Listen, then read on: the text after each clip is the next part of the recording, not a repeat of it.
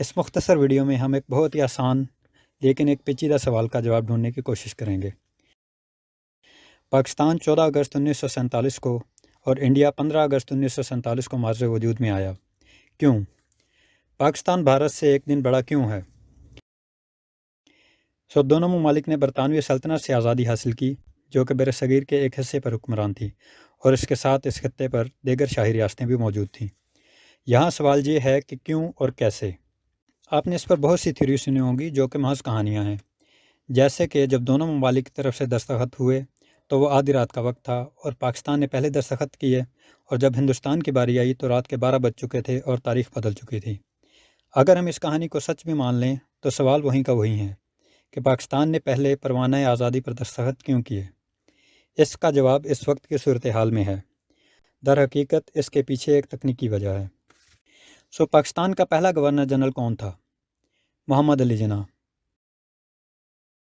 آگے بڑھنے سے پہلے ہمیں یہ جان لینا چاہیے کہ گورنر جنرل کیا ہوتا ہے۔ محمد علی جناح پاکستان کے صدر یا وزیر اعظم کیوں نہیں تھے؟ دونوں ممالک کو شروع میں ڈومینین کا درجہ ملا۔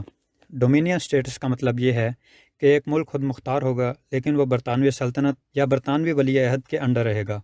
اس کے پاس ایک خود مختار ریاست ہوگی، اپنے قوانین اور باقی سب ہوگا، لیکن حاکمیت تخت برطانیہ کی ہوگی۔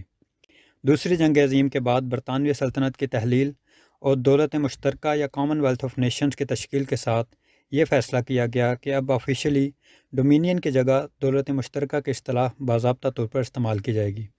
آج کل بھی آسٹریلیا، کینیڈا، نیوزی لینڈ اور کچھ دوسرے ممالک دولت مشترکہ میں شامل ہیں۔ Governor general officially dominion of Pakistan میں تخت برطانیہ کا نمائندہ تھا، جسے انڈین انڈیپینڈنس ایکٹ کے ذریعے قائم کیا گیا تھا۔ 1956 میں جب پاکستان اسلامی جمہوریہ بنا تو گورنر جنرل کا عہدہ ختم کر دیا گیا۔ آئیے واپس انڈیا اور پاکستان کی طرف چلتے ہیں۔ محمد علی جناح پاکستان کے پہلے گورنر جنرل تھے۔ انڈیا کا پہلا گورنر جنرل کون تھا؟ Lord Mount beaten. جی ہاں، وہی لارڈ ماؤنٹ بیٹن جو برصغیر میں برطانوی سلطنت کے آخری وائسرائے تھے۔ لارڈ ماؤنٹ بیٹن کو ہندوستان کا پہلا گورنر جنرل بننا تھا۔ اگر وہ ہندوستان کی آزادی پر پہلے دستخط کرتے تو پاکستان کی آزادی پر دستخط کرنے کے لیے تاج برطانیہ کے نمائندے کے طور پر کوئی باقی نہ رہتا۔ چنانچہ لارڈ ماؤنٹ بیٹن نے پہلے پاکستان کی آزادی پر دستخط کیے اور پاکستان 14 اگست 1947 کو ایک آزاد ریاست بنا۔ پھر وہ ہندوستان گئے اور ہندوستان کی آزادی پر دستخط کیے۔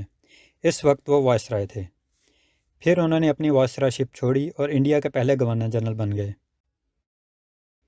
اپنے آئین کو نافذ کرنے کے بعد دونوں قومیں تاج برطانیہ سے مکمل طور پر آزاد ہو گئیں۔ ہندوستان نے اپنا آئین 26 جنوری 1950 کو نافذ کیا، جہاں جواہر لال نہرو اس کے پہلے وزیر اعظم بنے۔ پاکستان میں دستور ساز اسمبلیوں کو سیاسی عدم استحکام کا سامنا کرنا پڑا، اور فروری 1956 میں پاکستان کا پہلا آئین نافذ کیا گیا، جہاں اسکندر مرزا پاکستان کے پہلے صدر بنے۔ یہاں ایک اور امر قابل ذکر ہے۔ یہاں تکنیکی طور پر ہم کہہ سکتے ہیں کہ 14 اگست 1947 کو پاکستان دنیا کے نقشے پر موجود تھا اور اس وقت ہندوستان کا وجود نہیں تھا۔ امید ہے اس ویڈیو نے آپ کے بہت سے سوالوں کے جواب دیے ہوں گے اور آپ کے علم میں اضافہ کیا ہوگا۔ مزید جاننے کے لیے چینل کو سبسکرائب کریں۔